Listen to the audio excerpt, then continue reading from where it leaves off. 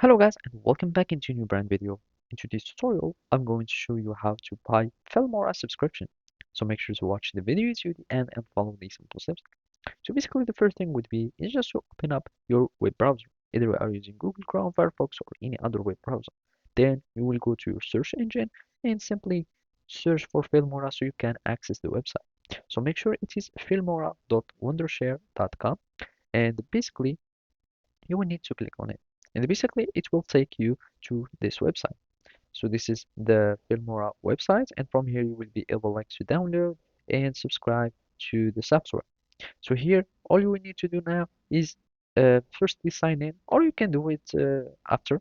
So basically, the important thing is to go to pricing so you can subscribe to wondershare. So here in the pricing, you will find these three options. There is the education plan, team and business plan, and individuals plans. And basically, whatever was uh, the subscription you would like, you will need just to go to it. So for example, here you will need just to go to education, and from here you will find like plans for students, and those are plans for educators, etc. And basically, you can choose from any of these plans, and then you can uh, log in into a student's account.